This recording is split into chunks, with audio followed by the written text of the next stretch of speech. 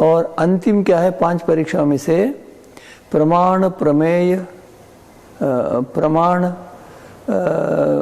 अनुमान, प्रत्यक्ष, अनुमान, उपमान, शब्द, ऐतिह्य, अर्थापत्ति, संभव और अभाव। प्रत्यक्ष, अनुमान, उपमान, शब्द, ऐतिह्य, अर्थापत्ति, संभव और अभाव, इन 8 प्रमाणों को चारों में सम्मिलित कर लिया।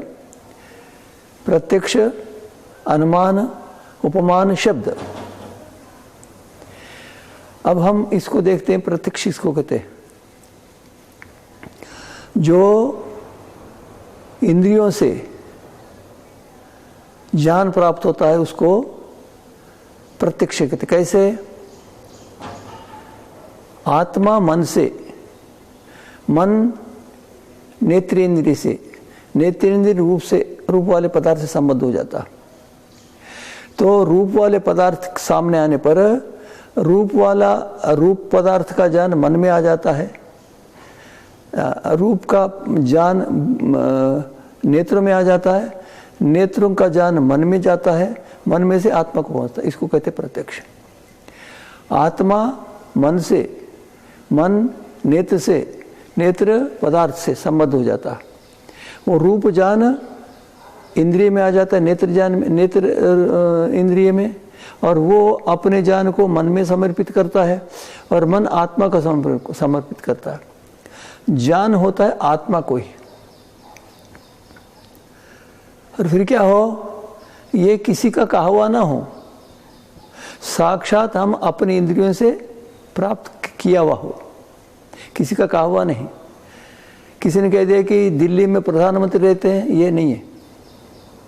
हम साक्षात दिल्ली जाकर प्रधानमंत्री को दिल्ली में देखे, तब जाकर हमारा प्रत्यक्ष होगा। और ये खंडित ना हो, अर्थात हमने रात्रि में देखा 2 गज ऊंचा है, आधा गज चौड़ा है, काला काला है, अंधेरा है।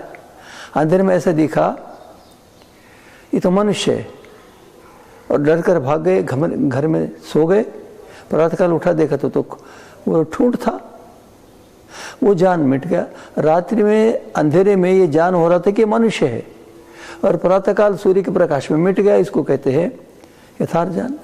पहले रात्रि में जो ज्ञान था वो भ्रांत ज्ञान था, खंडित होने वाला ज्ञान था।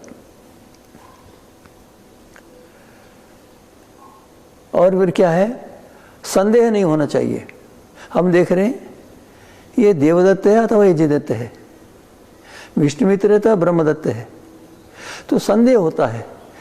2 प्रकार का ज्ञान हो गया, ये है वो है, निर्णय नहीं करते। तो निर्णय होता है वो प्रत्यक्ष होता है। संदेहास्पद ज्ञान प्रत्यक्ष नहीं होता। जो खंडित होने वाला ज्ञान प्रत्यक्ष नहीं होता। जो किसी का कहा हुआ ज्ञान प्रत्यक्ष नहीं होता। जो साक्षात इंद्रियों से देखा हुआ, प्राप्त किया हुआ, वो ज्ञान है प्रत्यक्ष। प्रत्यक्ष सबका आधार प्रमाण। और इसके पश्चात अनुमान।